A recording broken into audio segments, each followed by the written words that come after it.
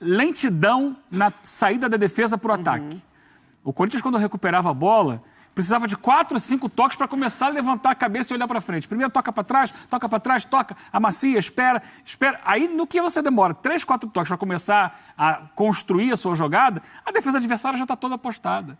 Então, você tem que ter um pouco mais de agilidade para recuperar a bola. Já toca, já enfia, para poder se aproveitar de uma defesa que, em determinado momento, não está montada. Coincidentemente, o próximo adversário do Corinthians sai assim com rapidez, não sai? Sai. O Palmeiras? Sai. Você tem que ter essa agilidade. Então, o Corinthians era muito formal, no sentido, não, peraí, dominei a bola, posiciona todo mundo, toca de lado, agora vamos começar a construir. Quando vai começar a construir, o adversário já está lá, opa, tudo fechadinho aqui atrás. Então, acho que falta aos volantes do Corinthians essa agilidade. E aí, quando chega mais ali na frente, também, às vezes tem, sabe, um certo, não sei se é o medo de perder a posse, um certo preciosismo. Tem sempre um toquezinho a mais, espera mais um tempinho, e aí quando espera mais um tempinho, às vezes é uma fração de segundos, que você vai tentar o passe e alguém já te bloqueou, porque você demorou para ter essa atividade, de decisão, essa né? decisão. Às vezes você pensa, mas entre pensar e executar, você demora 1 segundo e aí já chegou a marcação, faltou um pouco isso. E aí, é claro, no segundo tempo virou chuveirinho, porque também era o jogo que o Barcelona propunha. Ele bloqueava a entrada da área, bloqueava e dava o lado do campo, assim, ó. O lado do campo é seu. Aí o Corinthians, opa, tem espaço aqui no lado do campo. Ele caiu na armadilha, né? O que eu posso fazer? Vou tocar para o jogador que está do lado, porque ali não tem marcação, ele vai chegar, vai cruzar e vai tentar fazer alguma coisa. E foi só isso. Faltou uma tentativa de você tirar um pouco o Barcelona dali, tentar uma tabela, tentar mais chutes da entrada da área, tentar uma infiltração.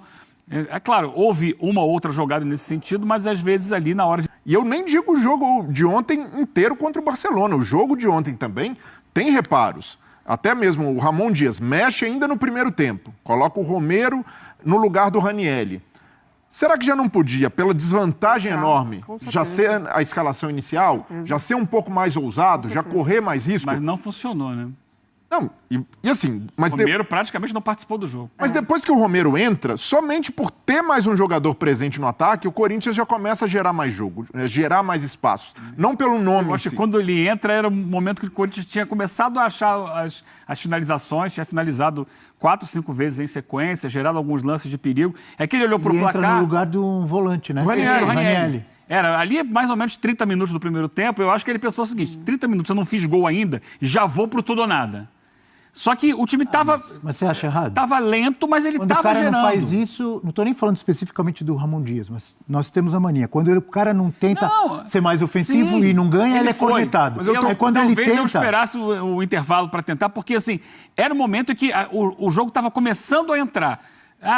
Não tinha tempo para esperar muito, porque tinha que fazer 3 gols e tal. Para mim, o erro é não ter começado com essa formação. E eu estou questionando isso. Eu acho que não, eu acho que... Desculpa, mas pode terminar. Não, mas ele entra com uma escalação mais conservadora, muito também porque o Corinthians é frágil defensivamente. Porque ele tinha medo de tomar gol. E aí, isso evidencia um problema coletivo do time, que o Ramon Dias até agora não conseguiu resolver. No segundo tempo, o Leonardo é expulso. 15 minutos do primeiro tempo. Do segundo tempo. O que o Corinthians fez com um jogador a mais e da parte inventiva do técnico também. De diferente nada. Mas não dava para tirar um lateral, por exemplo, o Mateuzinho e o Bidu. Ele tira o Bidu no final. Mas no final do jogo, praticamente, teve menos de 10 minutos ali. Ele não tinha muita alternativa ofensiva, né? Ele tinha o Romero e o Tales. Thales entrou, correu, mas também errou muito tecnicamente. Mas assim... E não tinha, assim, vai buscar onde? Não tem. Mas dá...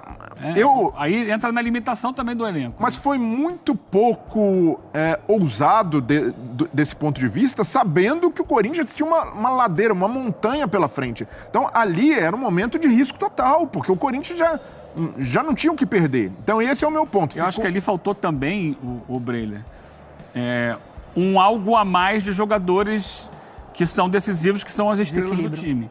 Então, ontem o Memphis estava sumido da partida. Esse ponto que eu queria tocar. Porque estou acompanhando muitos corintianos bravos, para não falar outra coisa, pé da vida, com o Memphis Depay. E aí junta uma coisa, o pessoal costuma juntar. Ah, mas ele ganha não sei quantos milhões por mês. Ele tem que fazer a diferença. Ele tem que decidir em grandes jogos. Ele tem que chamar a responsabilidade. Olha, alguns exageram, mas até certo ponto eles têm razão. Cansamos de elogiar o Memphis aqui. Joga muita bola. Mas será que ele não ficou muito escondido nesses jogos? Até contra ontem, o CV. Lá, assim, acho que nos 4 jogos ele esteve abaixo do que se espera, do que ele até mostra aqui no futebol brasileiro. É um outro cenário, né, de Libertadores que se apresenta para ele. Libertadores, Abel, é um outro cenário. É outra coisa. Eu falei aqui outro dia, vou repetir. Eu te interrompi. Não, continue. Estamos aqui num bate-papo. Muita gente, às vezes, tem dificuldade, quer estabelecer comparação e tal. Libertadores, o próprio nome diz. Por que esse nome na Libertadores? É uma homenagem àqueles que lutaram aqui pelas independências, né, dos respectivos países. Alguns que conseguiram libertar vários, como Simão Bolívar e tal. E essas lutas por independência foram sempre lutas com mais dificuldade, né? Você tinha pouco dinheiro, pouca força para enfrentar impérios como os impérios espanhóis e portugueses. E foi muito mais na raça, na coragem, na estratégia, na resiliência. E eu acho que isso passa um pouco para o que é o jogo. O jogo de Libertadores não é aquela coisa da classe, não é a coisa de eu sou melhor. E eu acho que o Memphis não conseguiu... É a primeira Libertadores dele, a primeira experiência.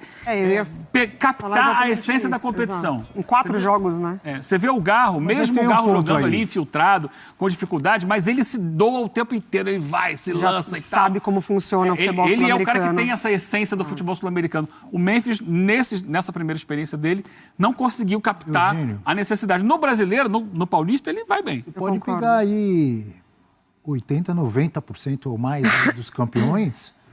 Tem essa luta, tem essa garra. Libertadores você não ganha de forma fácil, mas sempre tem futebol. Sim. Grandes jogadores, o Memphis tem isso. Não, mas acho que não é... Não é só espírito de Libertadores. Mas é o grande jogador, jogador que entende eu acho que é isso, eu acho que é a assimilação, não é espírito guerreiro, Libertadores. Eu acho que é a assimilação mesmo. É você interpretar a competição como ela pede, como que você pode, de fato, impactar, como que você pode, de fato, gerar jogo nesse tipo de competição, com esse tipo de adversário. Então, fazendo o que o Memphis sabe fazer. Fazendo gols, sim, ele não conseguiu, ele não conseguiu. Mas ele não conseguiu incorporar o que é Libertadores. Mas eu acho importante só voltar num ponto que o Breiler tocou. Eu acho que a gente tem muito mais para explorar de Memphis, enfim, de saber, de fato, como que ele atuou. Porque quando o Breiler ele traz que o Ramon poderia ter sido mais ousado desde o início, e eu concordo tanto com o Breiler quanto com o Eugênio, para mim o ponto da substituição interrompe o que o Corinthians tem conseguido muito por aquele lado direito do Romero com o Carrillo caindo por ali. O Carrillo de origem é um ponto direita. Exatamente. Então ele está, no momento, se associando muito bem com a lateral direita ali. Mas o Ramon, ele... apresenta, eu já tenho defendido aqui algumas vezes, né? Para mim, o trabalho dele já atingiu um teto desde o ano passado. Para mim, a arrancada final do Corinthians no Campeonato Brasileiro passa muito mais pelos jogadores do que pelo Ramon ter criado alternativas para o Corinthians. Ele não treinou essa equipe que ele coloca depois 26 minutos com a entrada do Romero. Então, assim, quando você já sabe que você está com 3-0, que você precisa buscar o resultado, desde o início você já cria uma alternativa para isso. E claramente ele não criou alternativa com o Romero de início. Ele criou alternativa com mais um volante para depois que a partida se apresentasse, ele colocaria o Romero, aí é com vocês. Então, assim, concordo que ele matou... E assim aí é com vocês, foi muito cedo. Exatamente. Então, assim, desespero. Então, assim, ele errou duplamente, porque ele errou o timing em que o jogo pedia, não conseguiu interpretar, foi na loucura de precisamos muito, e ele errou de início para mim, assim. O jogo que ele precisava ter sido mais ousado, ele segurou, e aí depois, enfim, a gente já sabe o que aconteceu. E até isso tem relação com a queda do Memphis. Ele está abaixo em relação ao ano passado, mas... que é físico também? Não, e muito disso também da maneira como o Ramon Dias tem utilizado o Memphis. O Memphis, né, na ausência do Garro, passou a ser um dos principais articuladores do Corinthians. E para ser articulador, muitas vezes tem de voltar no meio-campo para buscar jogo, para armar. E com o Corinthians, às vezes o time ainda é muito espaçado. E quanto mais espaçado, mais o cara que faz articulação tem de recuar. Então a gente viu isso com o São Paulo do Zubeldia, o Oscar tendo de voltar muitas vezes para fazer um papel de segundo volante. E quando você coloca o Memphis, que é o seu atacante, que é um cara que tem um poder de definição absurdo, para muitas vezes voltar para buscar jogo atrás do meio de campo, você mata o principal que ele tem, que é jogar próximo do gol. Então, Mas ontem o Garro estava lá, Brilho. mas o Garro está abaixo, Abel. O Garro tem um problema, tem uma limitação física, está jogando até no sacrifício. E ele precisa de gente ali do lado dele. Então, o Garro vai ter que parar em algum momento para fazer uma intervenção cirúrgica. Não deve nem jogar no Allianz. O Carrilho. O Carrilho ganhou um protagonismo maior no jogo ofensivo do Corinthians porque o Garro já não dá conta de ser aquele articulador do ano passado por limitação física. E com isso, tem faltado também da comissão técnica encontrar essa solução. E para mim não é só de nome. Para mim é um time que ainda não está azeitado. Não está ali no seu melhor e jogando muito distante às vezes. Coronado machucado. Também. Dificulta pro treinador também, hein? Isso contribui, Abel. E diretoria também, né? Mas... A diretoria entendeu que não precisava de reforços e agora está pagando o preço de um elenco limitado. Mas assim, vamos combinar. Para pré-Libertadores, com o que o Corinthians tem, mesmo Garro com limitação, Coronado machucado, é um elenco mais do que suficiente para passar. Para passar e até com... Não, eu também acho, mas esses jogadores já estouraram no Paulista. Seria se tivesse tido uma postura diferente no jogo de ida. Eu concordo, mas eles já estouraram no Paulista. Não, então, mas e o Corinthians no Paulista? Mas o Corinthians Paulista ele colocou defensivamente... várias vezes, ele não colocou? Não, Várias mas vezes ainda jogou assim... com reserva. Não, várias vezes ele jogou com reserva, mas ele tem jogado, por exemplo, com o Memphis já há um tempo. O Memphis já está numa sequência, o Galo também já está numa sequência. Defensivamente, o Corinthians já falhou muito. Então, assim, para mim, a diretoria ela também tem uma parcela de culpa, porque ela identificou que aquela arrancada foi suficiente e colocou na conta dos jogadores, na conta de um jovem zagueiro, que foi agora que o Ramon foi encontrar talvez uma dupla de zaga que dê conta, mas ainda assim, se você tem um elenco, um sistema defensivo que te ajuda muito mais, talvez o Corinthians não tinha tomado de 3-0 na ida, ou talvez tenha conseguido poupar contra o CV. Tipo, a gente vê que vai sendo um efeito dominó.